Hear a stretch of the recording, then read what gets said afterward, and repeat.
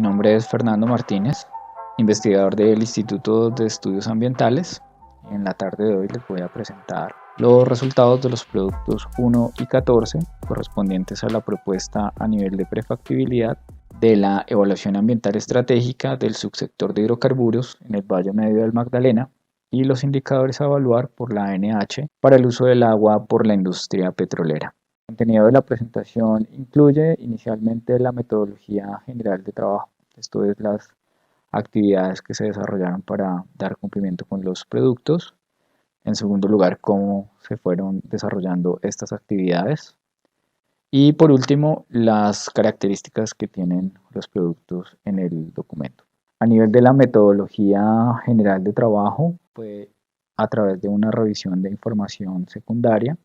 identificar el marco legal ambiental de interés para la evaluación ambiental estratégica, la identificación de actores claves en la evaluación ambiental. Esto se hizo complementando la revisión de información secundaria con el trabajo que viene haciendo la Escuela de Justicia Comunitaria en el trabajo de socialización del proyecto. Y como tercer elemento, la revisión del diagnóstico del sector y sus perspectivas. Como cuarto elemento, se hizo la identificación y clasificación de los impactos ambientales del subsector, esto a través de la revisión teórica y de estudios de impacto ambiental. Y por último, identificar las actividades generales asociadas al subsector de hidrocarburos. Estos dos elementos se tuvieron en cuenta para plantear una evaluación preliminar de los impactos ambientales del subsector en sus diferentes etapas y actividades. Esta evaluación preliminar también nos permite la construcción de un marco ambiental estratégico que, junto con la revisión normativa, ¿cierto? Ese marco legal e institucional, la definición de esos actores clave y la revisión del diagnóstico y las perspectivas del subsector, entonces se consolidan en una versión preliminar del marco ambiental estratégico. A partir de esto, y revisando la guía para la elaboración de una evaluación ambiental estratégica del Ministerio de Medio Ambiente, se hicieron unas recomendaciones para la elaboración de la EAE, y esto nos lleva finalmente al planteamiento de una hoja de ruta en donde están definidas las actividades a realizar, los responsables de estas actividades, la estructura organizacional que proponemos para esa EAE, y por otro lado, pues la identificación y el diseño de estos indicadores para el seguimiento y monitoreo de los impactos ambientales asociados al recurso hídrico, que corresponde al producto 14 del proyecto Mejía. ¿Cuáles fueron entonces nuestras fases de trabajo?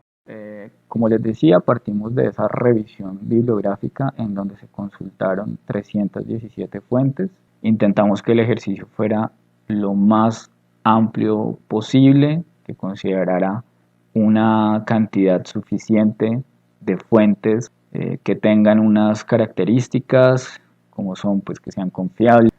publicaciones científicas, o que sean, en el caso por ejemplo de las normas, pues que se consultaron de las fuentes oficiales, que nos den una perspectiva amplia de lo que es el sector, ese contexto en el que se desarrollan las actividades del sector de hidrocarburos y cuáles podrían ser esas afectaciones en términos de impactos ambientales. Entonces, dentro de esas 317 fuentes se encontraron 106 normas, aquí se incluyen leyes, decretos, resoluciones, este tipo de información, 53 artículos científicos, técnicos, 46 informes técnicos, 30 libros, 11 tesis, tanto a nivel de posgrado, maestría y doctorado, y 71 estudios de impacto ambiental que fueron presentados a la Autoridad Nacional de Licencias Ambientales y que obtuvieron una licencia, es decir, son proyectos que se ejecutaron o están siendo ejecutados en el territorio nacional. Entonces, a partir de estas 317 fuentes, se constituyó esos elementos para el marco ambiental estratégico y ese modelo preliminar. Dentro del diagnóstico, entonces, tuvimos a nivel internacional, en ese contexto global, información relacionada con el consumo de hidrocarburos, la dinámica de los precios, la dinámica de las reservas y de la producción de manera general a nivel de principales países, principales mercados, cómo se han comportado esos precios y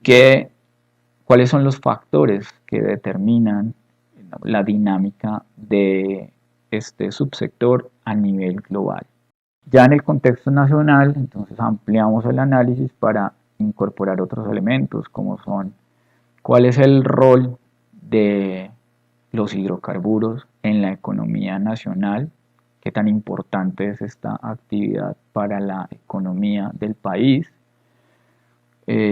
cómo se da el encadenamiento productivo de este sector con otros sectores,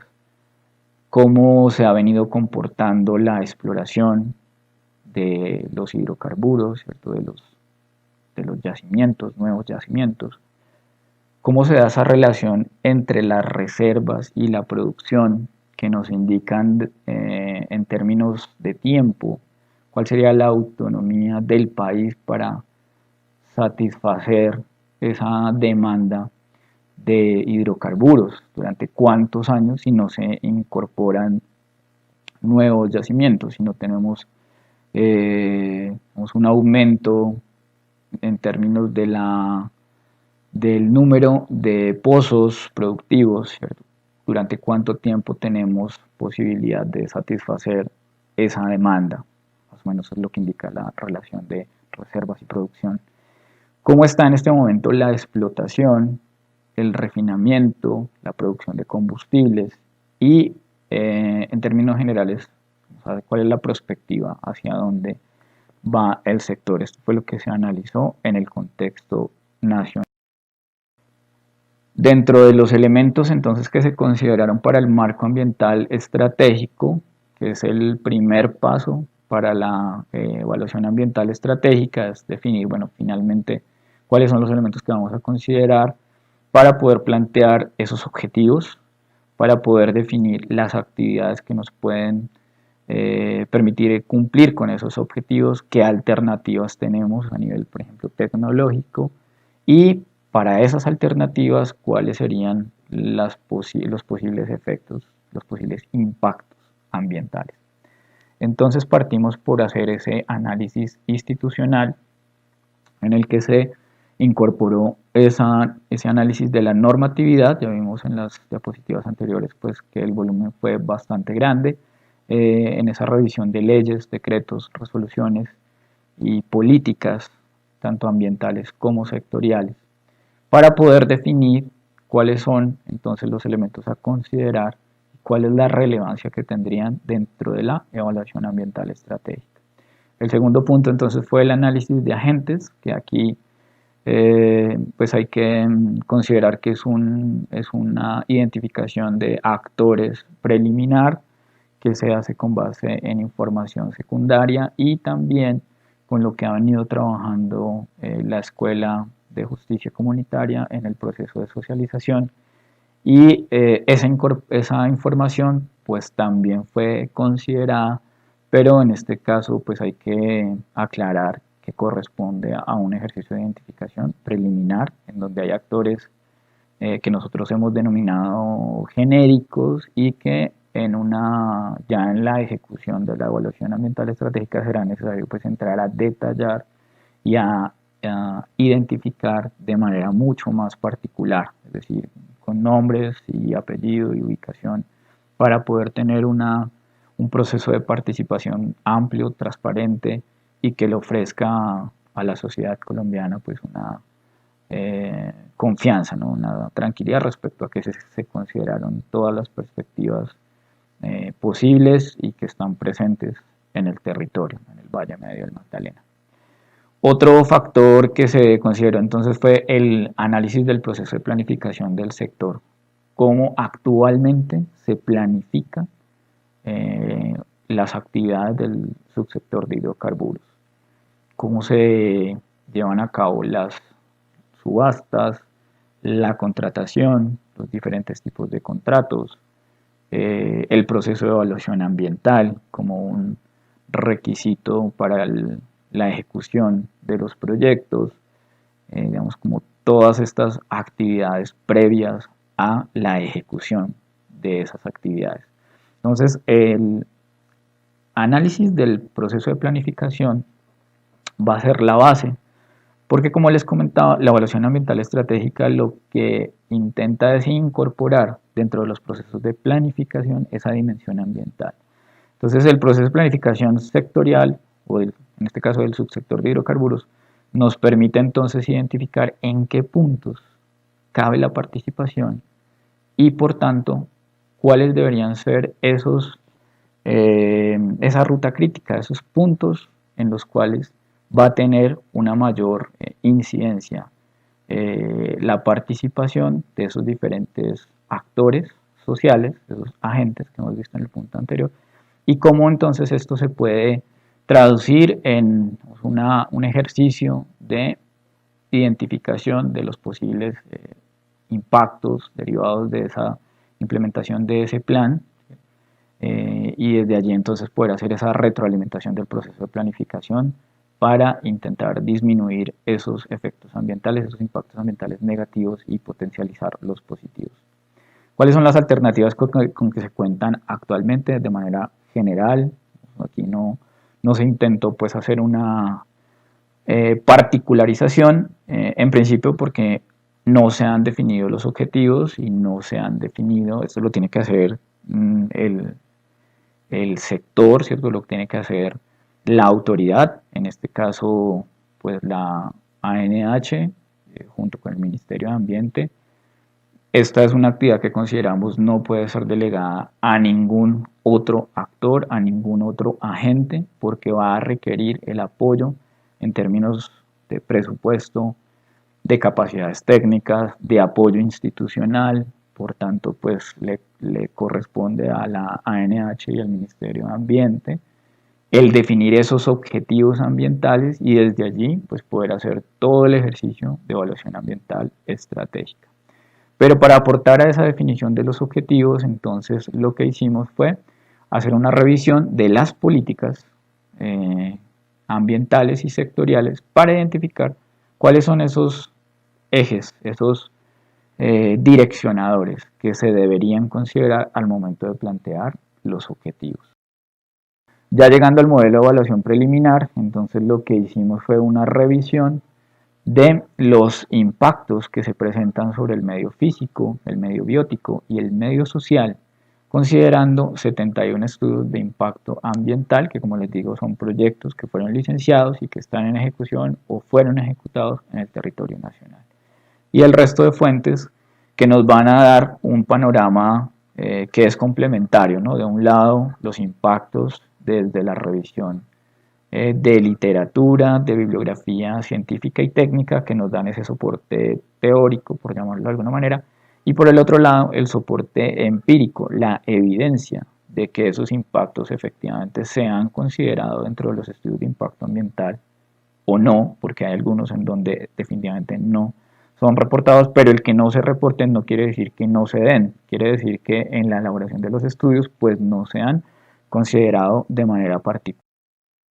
Identificamos 205 impactos, 32 para el medio biótico, 70 para el medio social y 103 relacionados con el medio físico, en el que se incluyen pues, los impactos al recurso hídrico, pero también a otros elementos como las geoformas, como el suelo, como el aire. Entonces esto nos constituye, digamos, ese universo de 205 impactos que consideramos debe ser ampliado, ya sea ampliando la muestra de estudios de impacto ambiental, y en el caso de la evaluación ambiental estratégica pues sería muy importante que se centrara en los estudios de los proyectos que se han desarrollado o que se están desarrollando en el Valle Medio del Magdalena, y por otro lado también ampliar la revisión bibliográfica, ¿no? Que aunque intentamos hacer un ejercicio pues bastante amplio, riguroso, consideramos que debe ser ampliado para que tengamos un panorama mucho más completo de lo que serían pues esas posibles afectaciones asociadas que contaría en ese plan sectorial. Dentro del modelo de evaluación tenemos entonces que se emplearon 4 criterios: la probabilidad de ocurrencia del impacto, que está definido por la presencia, la duración de ese impacto en el ambiente, la velocidad con la que se dan esos cambios, esas transformaciones, esos impactos a través del criterio de evolución, y por último la magnitud, qué tan grandes son esas modificaciones, qué tanto se ven afectados los diferentes elementos del ambiente. Al calificar estos 4 criterios para cada uno de esos 205 impactos en las 29 actividades generales con las cuales constituimos como ese modelo de lo que son las actividades del sector de hidrocarburos, pues eso nos permitió hacer una jerarquización y definir cuáles serían los impactos en términos potenciales. Y desde allí entonces ya se construyó la hoja de ruta, en donde se identificaron entonces cuáles serían los agentes, los actores que participarían en la evaluación, cuál es su rol, cómo estarían organizados. Planteamos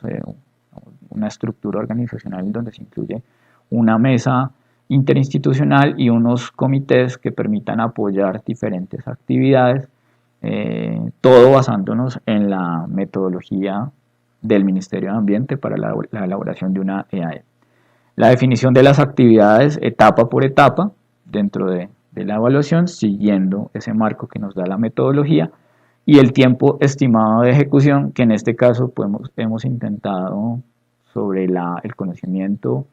que tenemos, limitado, pero pues digamos como una aproximación a esos tiempos de ejecución, que es algo pues